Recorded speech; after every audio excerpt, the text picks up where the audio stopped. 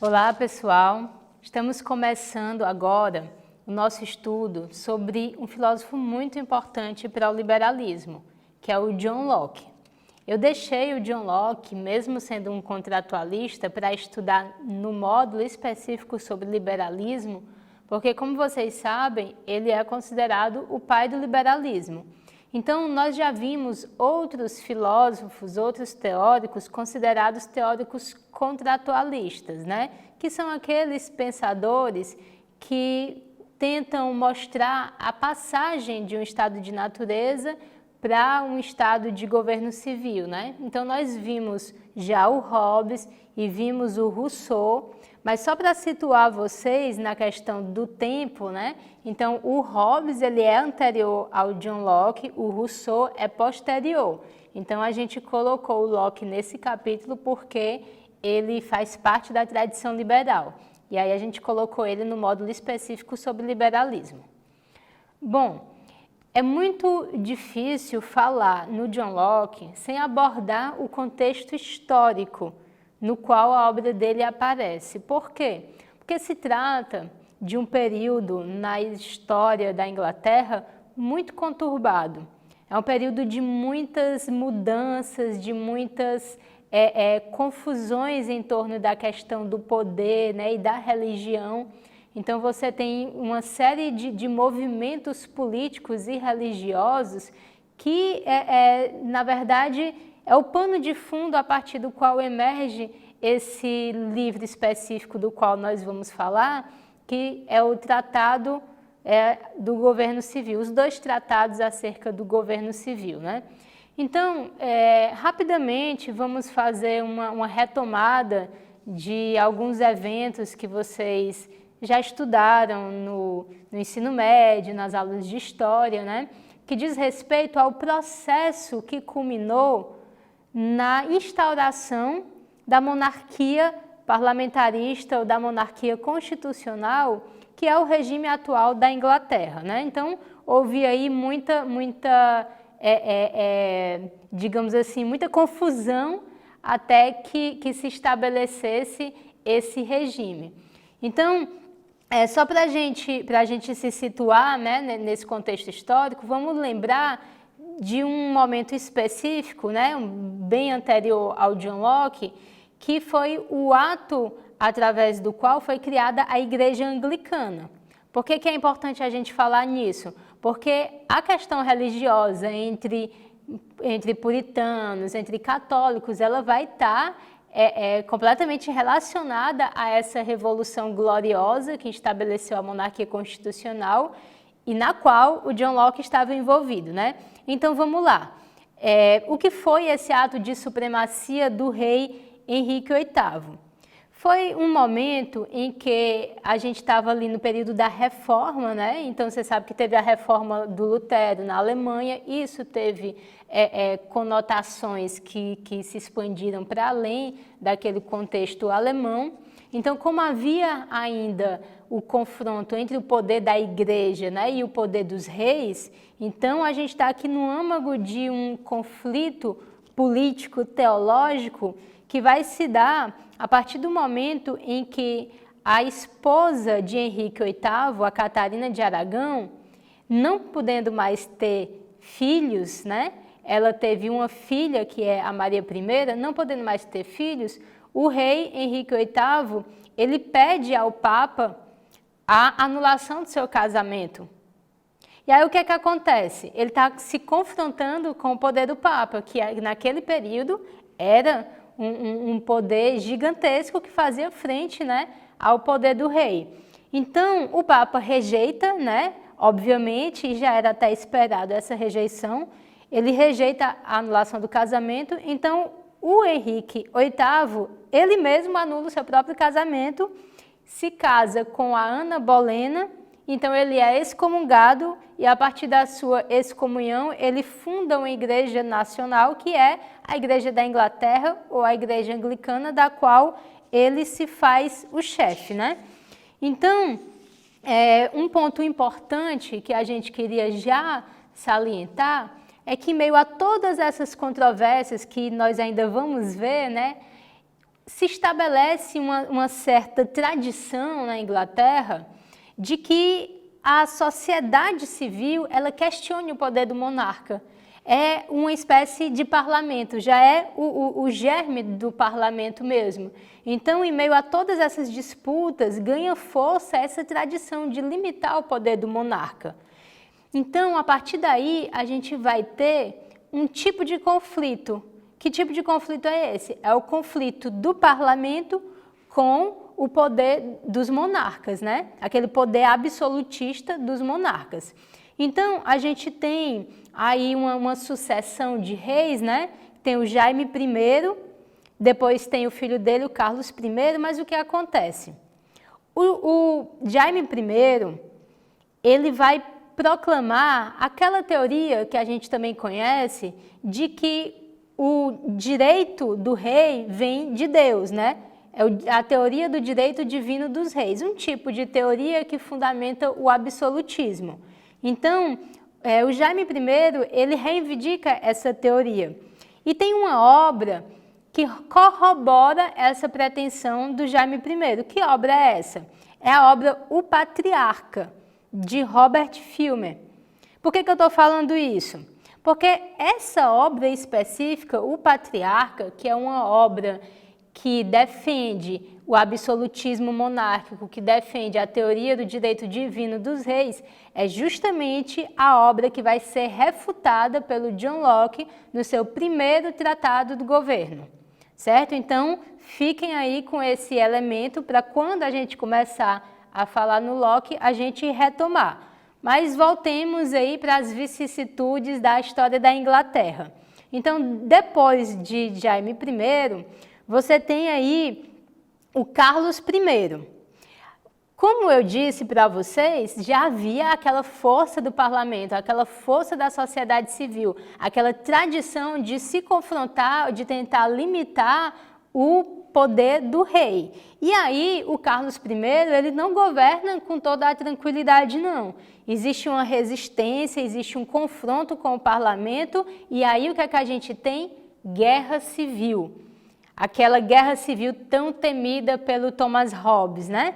Então, no período de 1642 a 1646, a Inglaterra está lacerada, está tomada por uma sangrenta guerra civil, que vai culminar na execução do Carlos I e na extinção da monarquia. E aí você tem um período, né, que vem depois, que é justamente a ditadura de um líder dos puritanos, que é o Oliver Cromwell. Então, de 1653 a 1659, você tem a ditadura do Oliver Cromwell.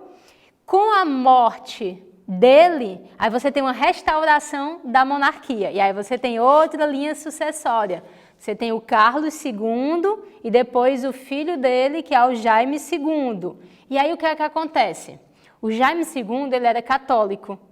E vocês lembram que pelo ato de supremacia, o rei Henrique VIII já tinha estabelecido na Inglaterra a igreja anglicana, né?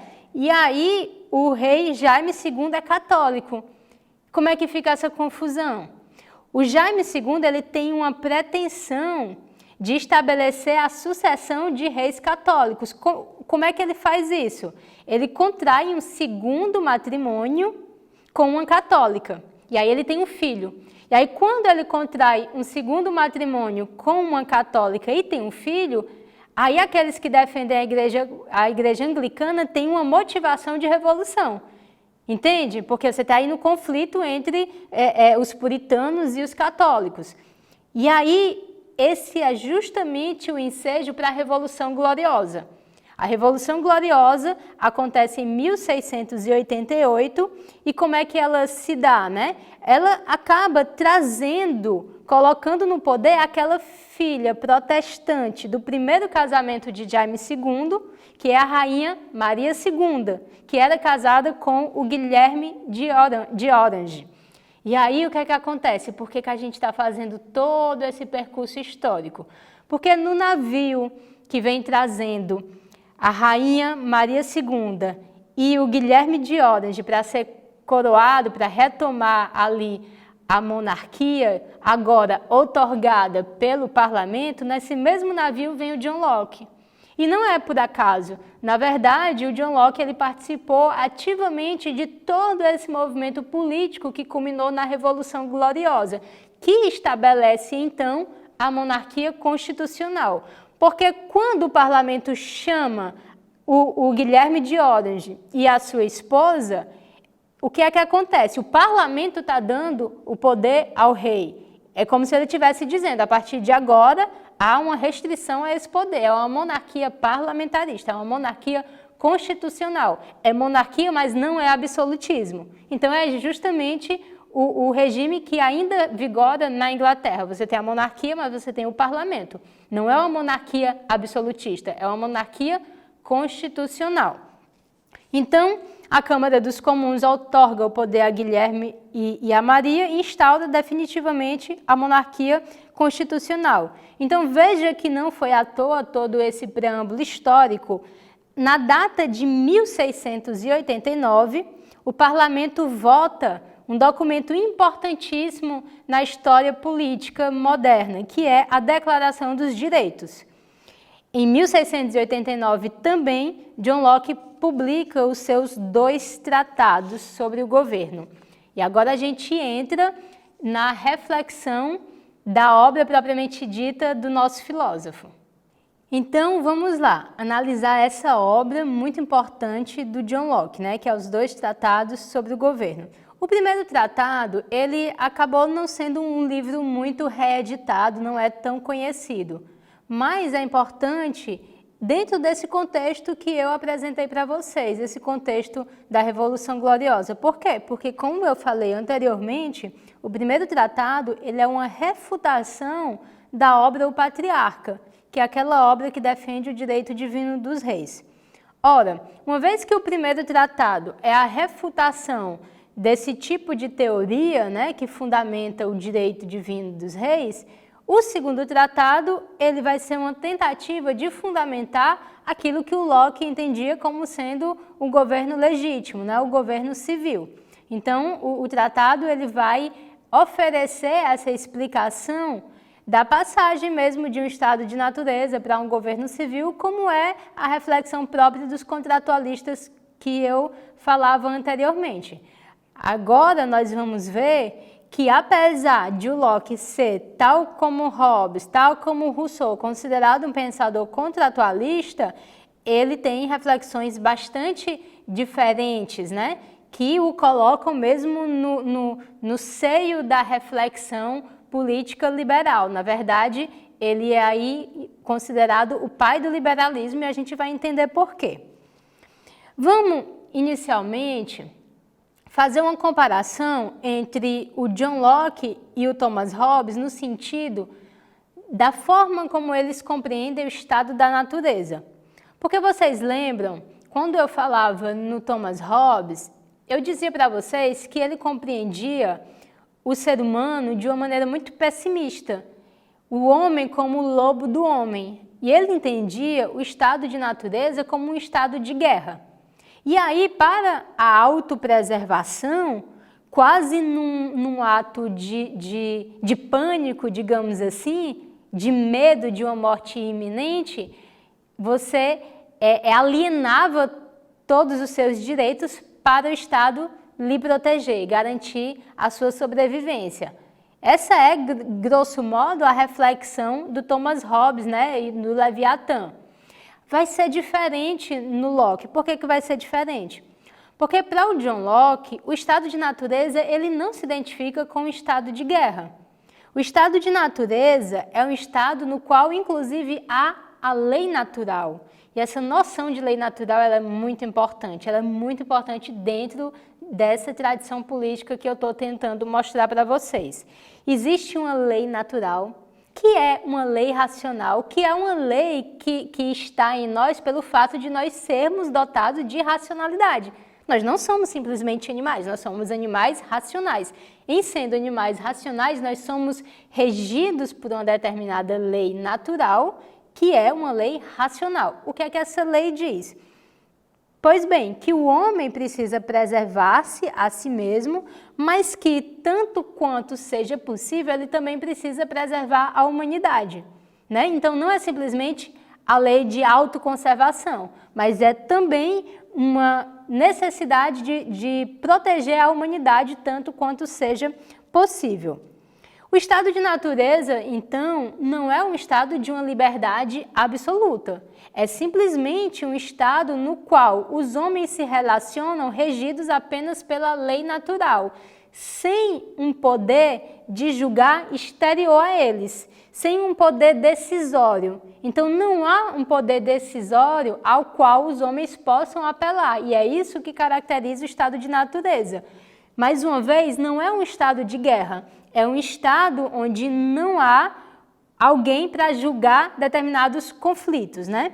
Então, você percebe que o estado de natureza, ele não é tão fatal como o é em Hobbes. Ele, na verdade, é um tanto quanto inconveniente, mas ele não é um estado totalmente belicoso, né?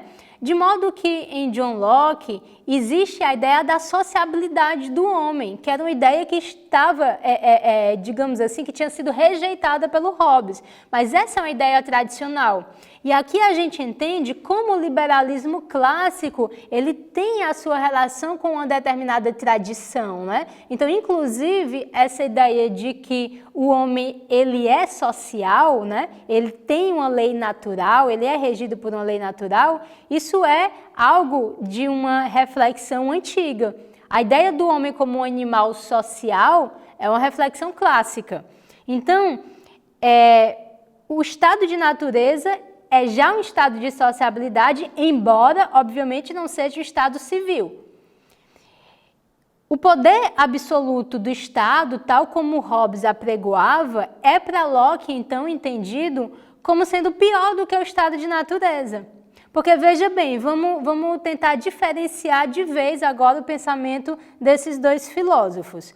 Para o Hobbes, apenas o Leviatã, um estado todo-poderoso, era capaz de fazer frente àquele estado belicoso da natureza, aquele estado de guerra que regia na natureza. Para Locke, o estado de natureza não é tão belicoso assim, porque o homem é dotado de uma certa sociabilidade e o estado todo-poderoso seria mais prejudicial do que esse próprio estado de natureza. De modo que o John Locke, ele já vai pensar o pacto social, o contrato social, não como uma alienação dos meus direitos para o Estado, mas como uma relação entre homens livres para que o Estado proteja aquilo que o Locke entende como sendo o domínio próprio, que é a vida, a liberdade e a propriedade. Então, é importante notar que na passagem do estado de natureza para um estado político, para um estado civil, na reflexão do John Locke, o único direito que o indivíduo renuncia é o direito de julgar e punir os outros. Você dá ao Estado o direito de julgar e de punir. Eu não posso fazer justiça com as minhas próprias mãos, a não ser que eu esteja sob uma ameaça iminente. Então, se a minha vida estiver naquele momento ameaçada, é óbvio que eu posso reagir, porque o meu instinto de autopreservação, ele me leva a isso. Mas se alguém me rouba, se alguém me agride, se alguém não cumpre um contrato, tudo isso vai ser resolvido por essa instância, né? Que é justamente essa instância criada para resolver esses conflitos. De modo que o pacto social, como eu falava, é simplesmente uma associação de indivíduos livres para assegurar a tranquilidade e a prosperidade. Não é simplesmente para garantir a autopreservação, é para garantir uma vida mais próspera. Por quê? Porque o Estado, ele vai proteger a propriedade, ou aquilo que o John Locke chama de propriedade, que na verdade é um conceito que forma um todo. Vida, liberdade e bens. Vida, liberdade e bens é aquilo que o John Locke entende como propriedade. Então, vamos tentar entender isso. Por que a gente vai entender isso com muito cuidado? porque isso aqui vai nos mostrar essa passagem do estado natural para o estado civil. Então, essa construção conceitual, que não aparece unida por acaso na obra do Hobbes, né? Vida, liberdade e bens, não aparece unida por acaso, ela é uma construção que passa por uma outra relação, que é a relação corpo, trabalho, propriedade. Tá certo? Então vamos entender isso aqui. Para o John Locke, o corpo, o trabalho, ele é uma extensão do meu corpo. O meu esforço, a energia que eu coloco na matéria, naquilo que a natureza me dá, né? Esse esforço, ele faz parte de mim, ele faz parte do meu domínio. Então, o trabalho é uma extensão do corpo e da posse que eu tenho desse mesmo corpo, né, da posse de mim mesmo, eu deduzo a posse daquilo que é modificado pelo meu corpo, ou pelo meu esforço, ou pelo meu trabalho. De modo que é pelo trabalho, segundo Locke, que o homem adquire o direito à propriedade. Então, se a natureza me dá coisas, digamos assim, sem valor, e é o meu trabalho, o meu esforço em cima da modificação daquelas coisas que agrega valor, então é isso justamente que legitima a minha posse. Você entende, então, o papel fundamental da reflexão do John Locke sobre a questão da propriedade. Por quê? Porque a propriedade privada, ela não vai ser algo que vai ser legitimado por um direito positivo, que vai ser legitimado a posteriori, depois do governo civil. Não, ela é um direito natural. Embora não seja um direito inato, né? Porque o Locke ele não acredita nessa coisa do inatismo, nada de direito, não. Mas é algo natural porque é uma resposta ao meu trabalho. Então, é o trabalho que legitima a propriedade, né? Então, o trabalho é a origem, o fundamento e a legitimidade da propriedade. De modo que a gente consegue formular agora, entender a formulação do Locke de que o objetivo principal do Estado Civil, o objetivo principal da união dos homens sob um governo é a proteção da propriedade, entendendo-se mais uma vez essa questão da propriedade como aquele todo, né? Vida, liberdade e bens. Então, não é simplesmente preservar a minha vida e alienar a minha liberdade, como no caso do Hobbes, né? Então, eu não alieno a minha liberdade para ser protegido pelo Estado, de forma alguma. A única coisa que eu delego ao Estado é a capacidade de julgar determinados conflitos, né? Então, eu dou esse poder, eu outorgo esse poder ao Estado, né? O poder de julgar e de punir. Então, a gente vê aqui que é a teoria da propriedade que explica a transição do estado de natureza para a sociedade civil. Vocês já perceberam onde é que está o liberalismo do Locke? A gente sabe que o liberalismo é uma doutrina que defende a propriedade privada e que está alicerçada justamente nisso que o John Locke chama de domínio próprio, né? Que é a vida, liberdade e propriedade. São os direitos básicos, são os direitos inalienáveis, são os direitos naturais do homem.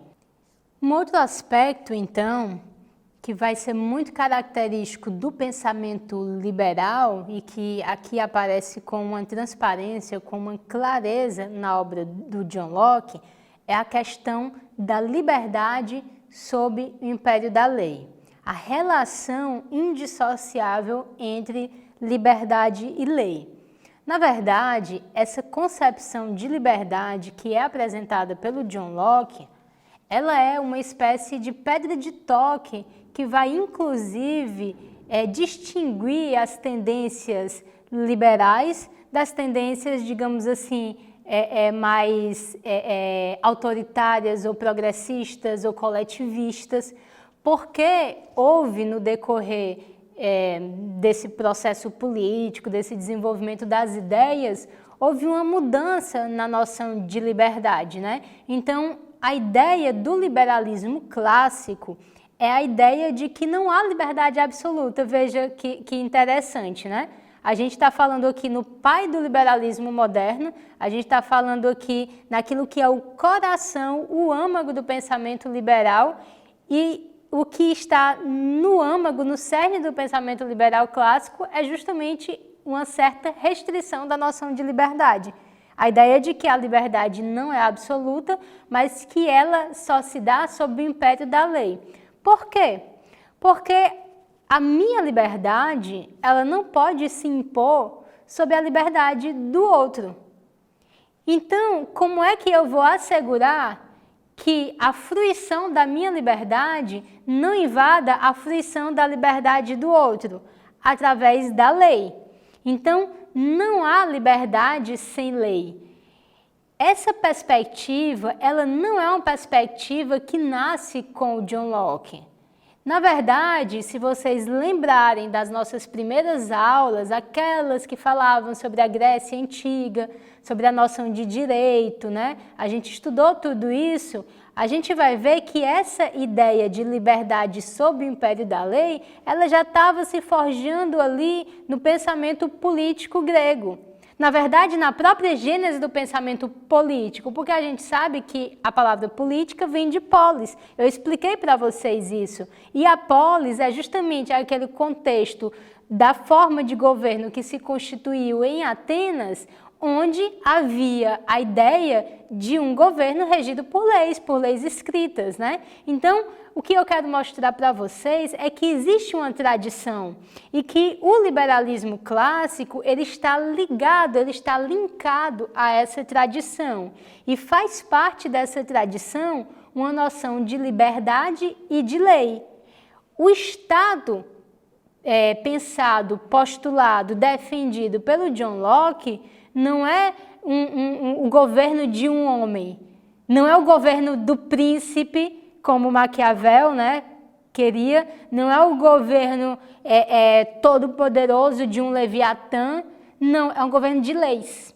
Então, é a questão da regra do Estado de Direito, a noção de Estado de Direito. Então, não é o poder de um homem, não é o poder que eu delego a alguém que pode simplesmente agir a partir do seu próprio arbítrio, não. É a ideia de um Estado constitucional, de um poder sempre limitado pela lei.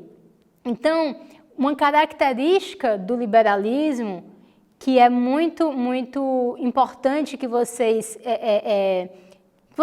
tenham em mente sempre, é que o liberalismo, ele sempre vai questionar o tamanho do poder do Estado. A reflexão é sobre as possibilidades de liberdade frente ao Estado. O que é que o liberalismo apregoa? Ou melhor dizendo, com o que é que o liberal está preocupado? Com a defesa dos direitos naturais do indivíduo. Então, quem é que pode prejudicar? Quem é que pode anular esses direitos individuais? Um Estado todo-poderoso pode. Então, a ideia do liberalismo é a ideia de uma limitação do poder do Estado. É importante aqui, rapidamente, até esclarecer essa relação entre liberalismo e democracia. Por quê?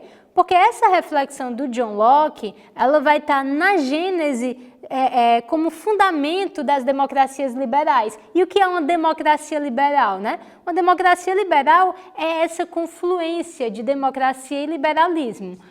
Mas a democracia, ela diz respeito a quem governa. O liberalismo, ele diz respeito ao limite de poder de quem governa. Então, em muitos momentos da história, o liberalismo e a democracia andam juntos, caminham juntos, mas o liberal, ele se preocupa com qualquer tipo de autoritarismo, mesmo que ele venha, por exemplo, de uma maioria. A tal da tirania da maioria. O liberal está atento em relação a isso. Então você vê que a reflexão do Locke, ela é toda perpassada por esses valores mais caros do liberalismo, né? Inclusive, uma outra coisa que eu não falei, mas que é muito importante, é a questão da noção de tolerância. Uma outra obra muito importante, determinante do John Locke são as suas cartas acerca da tolerância. E o que é que o John Locke defende nessas cartas acerca da tolerância? A liberdade religiosa. Então, em meio a todo aquele conflito, aquelas guerras, né, as pessoas, os próprios cristãos, eles se mataram uns aos outros nessas guerras religiosas, né, entre os puritanos, né, os anglicanos, os católicos. E o que é que o John Locke asseverava? Que a fé é algo íntimo, é da alçada do indivíduo, só diz respeito a ele mesmo, não tem nada que ver com o Estado. Outra pedra preciosa aí do liberalismo, a ideia de que o Estado ele não deve se imiscuir com as questões de fé, que as questões de fé são da alçada individual, é da alçada da liberdade, né? Deve ser respeitado, tolerância religiosa. Então, um dos elementos básicos que muitas vezes as pessoas esquecem, né? Defendia o liberalismo numa pegada mais economicista, defendia o liberalismo no seu sentido, às vezes, da liberdade de expressão tão somente, e esquece a tolerância, que é outra noção fundamental. O que é que a gente pode, então, concluir desse grandioso autor, né? Primeiro, a sua grande influência mesmo em todo o pensamento político posterior. Então, no contexto dele, né, na atualidade ali da Revolução Gloriosa, ele esteve presente e a sua voz, a sua teoria ressoou depois em outros eventos históricos. Veio a Revolução Francesa, a gente sabe, a gente já estudou que a Revolução Francesa ela foi muito ambígua, né? Porque ela teve aquele período de radicalização, né? O terror francês, mas a gente tem que lembrar também que a Revolução Francesa ela foi uma revolução que derrubou o antigo regime, né? Que derrubou um regime absolutista. E nesse ponto também ela é devedora das ideias do John Locke. E aí a gente tem um outro pensador fundamental para as democracias liberais, para o modo como hoje a gente vive uma democracia, um Estado democrático de direito, que é o Montesquieu. Então, o Montesquieu ele é aquele teórico, né, que apregoou a divisão dos poderes, a divisão dos três poderes. Isso não é importantíssimo numa democracia? Por que é importantíssimo numa democracia a divisão dos poderes? Porque é aquela coisa do check and balance, né? Um poder vigia o outro, um poder limita o outro, né? A harmonia dos poderes. Então eu não tenho aquele Leviatã do Hobbes, eu não tenho aquele poder absoluto único, né? Então eu tenho o executivo, o legislativo e o judiciário.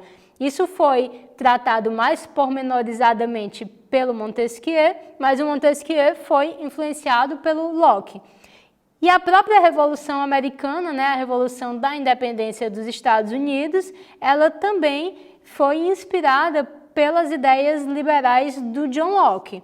Então, esse é o pai do liberalismo, né, é um autor fundamental para qualquer pessoa que queira entender o liberalismo clássico.